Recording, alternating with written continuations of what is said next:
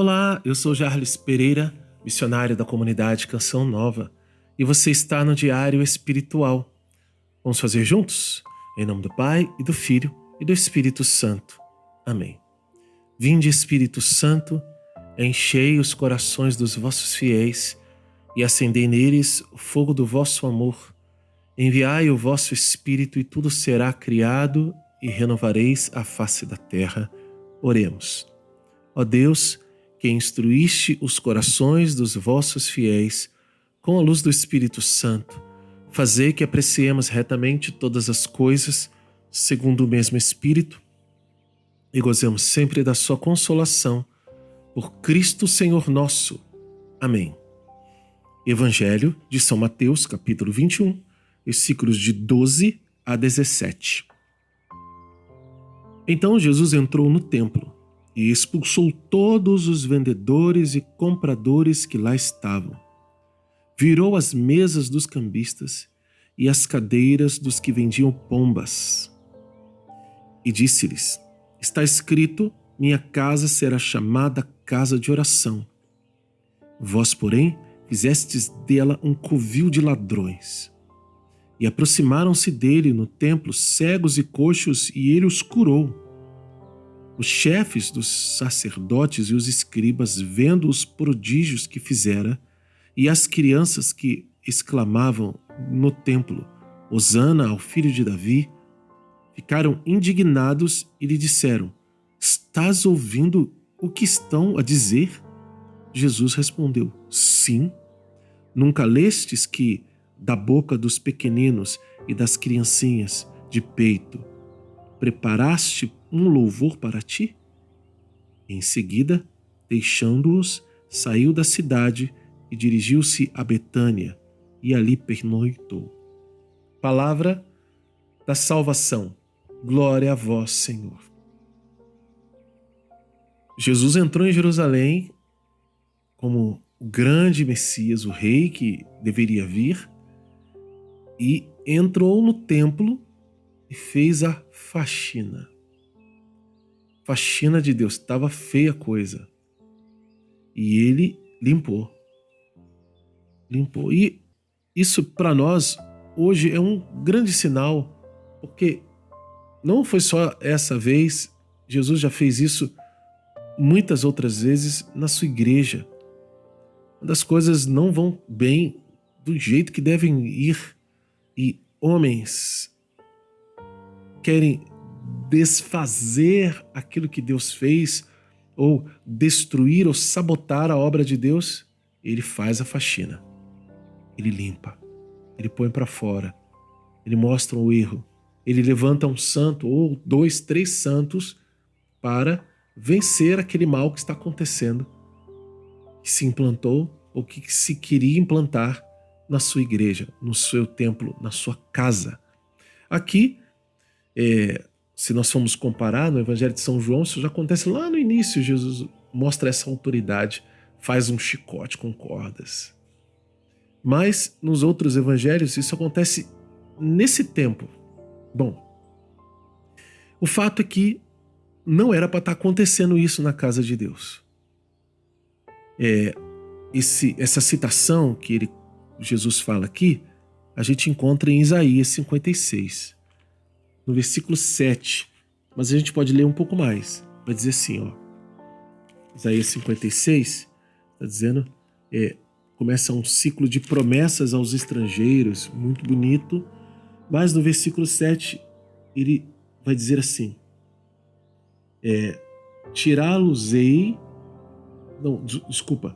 trá-los-ei ao meu monte santo, vou trazê-los ao meu monte santo, e os cobrirei de alegria na minha casa de oração. Continua o versículo 7. Seus holocaustos e seus sacrifícios serão bem aceitos no meu altar. Ou seja, está falando mesmo do templo. Com efeito, minha casa será chamada casa de oração para todos os povos. Olha que promessa estupenda, maravilhosa que é essa, mostrando lá na frente o que Deus faria através de São Paulo, e de outros santos que o acompanhavam, né? São Barnabé, São Tito, etc., na evangelização dos povos pagãos. Está aqui, lá atrás em Isaías, a previsão, a profecia, melhor dizendo. Então, nós vemos que isso aqui é o que Jesus está proclamando. É para sacrifícios, é para a oração, é para a santidade. Só que o que estava acontecendo no templo? O que estava acontecendo no templo é que lá o povo estava vendendo as coisas para o sacrifício, pensando mais no lucro, no câmbio, porque a moeda do templo era diferente da moeda que se praticava fora, que era a romana.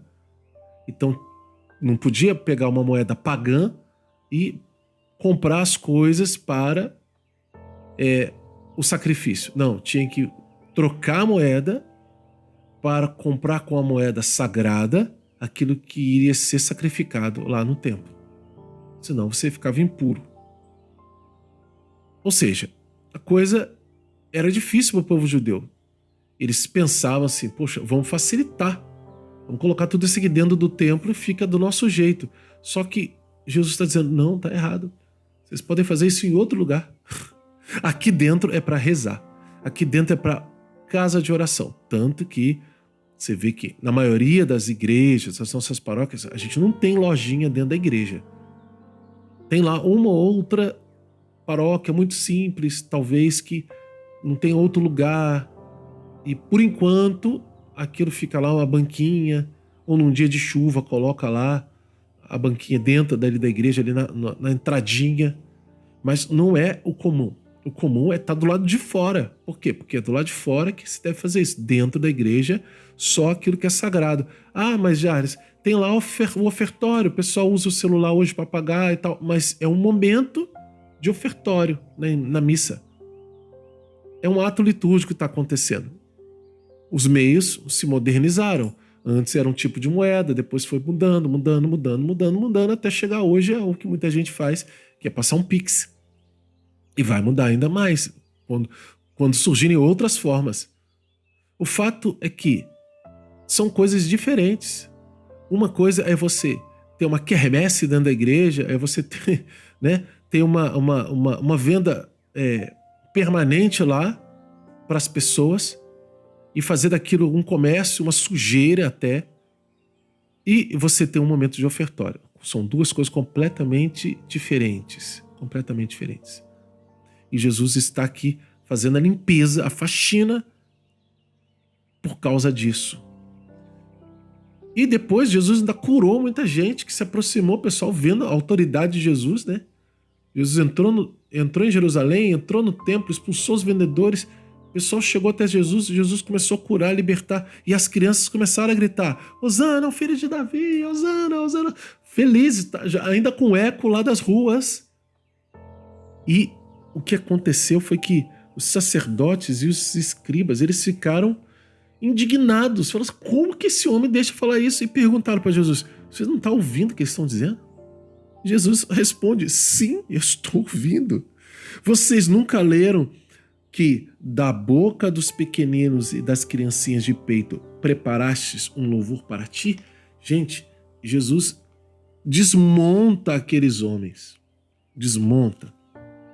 E desmonta de uma maneira assim assustadora para eles. Por quê? Porque quando a gente vai olhar aqui no Salmo 8, aqui no versículo 2 e 3, né? O 3 o versículo 3, mas se a gente pegar todo o Salmo, vai falar dessa grandeza do nome de Deus, né? A partir do versículo 2, Yahvé, Senhor nosso, quão poderoso é o teu nome em toda a terra. Ele divulga tua majestade sobre o céu. Pela boca das crianças e bebês, tu o firmaste, o nome de Deus. Qual fortaleza? Contra os teus adversários, para reprimir o inimigo e o vingador. Olha só. Quando Jesus fala isso, esses homens devem ter ficado com tanta raiva que estavam mordendo a própria nuca, né? De raiva. Porque Jesus disse o que disse. Veja, é impressionante Impressionante como Jesus, quando entra em Jerusalém, ele muda completamente a sua postura e ele enfrenta tudo e todos como rei soberano, aquele que vai tomar o seu lugar, o trono. Só que o que ninguém esperava era a forma como isso ia acontecer.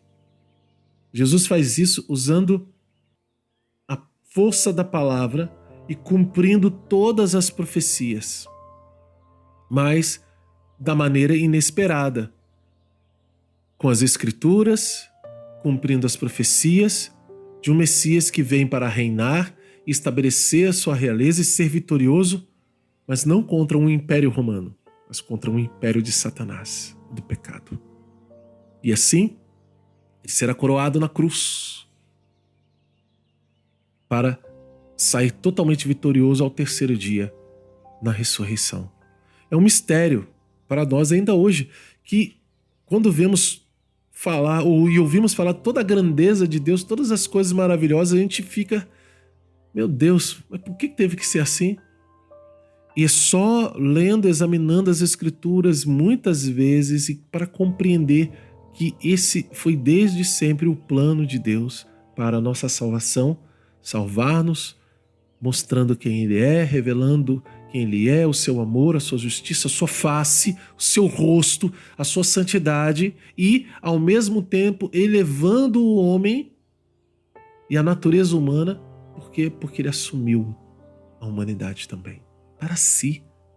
É um mistério de amor tão grande, tão profundo, que não cabe na nossa cabeça muitas vezes. Se você não entende, como muitas vezes eu também não entendo, eu falo, meu Deus, como o Senhor pode amar assim? A gente tem que aceitar. E é isso que Deus quer, que a gente aceite, que a gente se permita amar por Ele. Um dia, nós veremos face a face, aí nós entenderemos o quanto somos amados e vamos eternamente nos deleitar nesta alegria infinita do amor de Deus por nós no céu. Vamos anotar no nosso diário?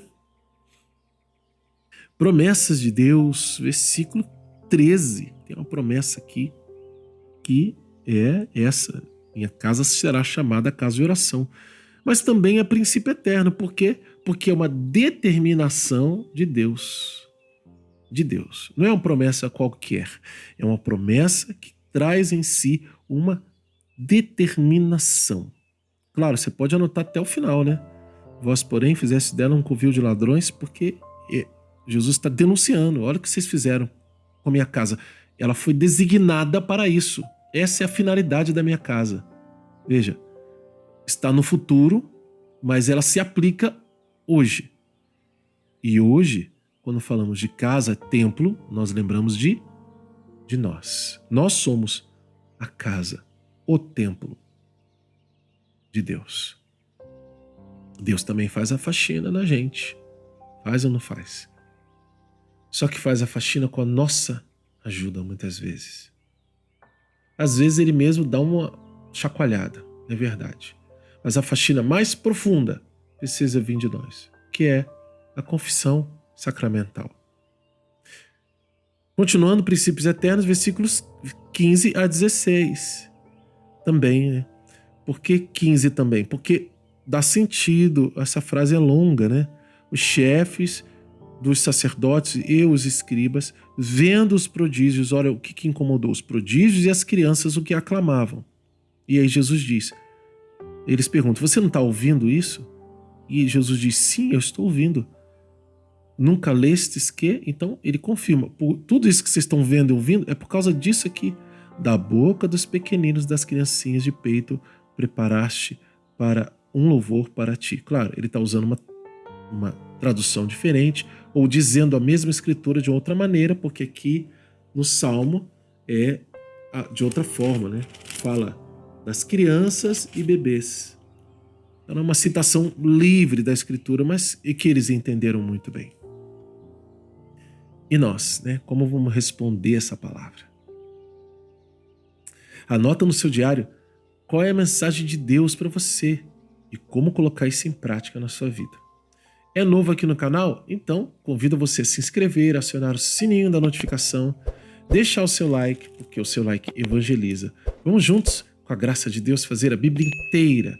Método A Bíblia no Meu Dia a Dia, de Monsenhor Jonas Abib. Olha, a gente já fez quase o Novo Testamento inteiro, está quase terminando.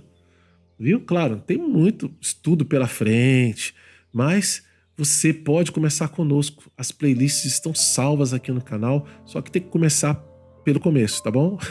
Pela primeira carta de São João, depois você vai seguindo. Que Deus abençoe você. Ó Maria concebida sem pecado, rogai por nós que recorremos a vós.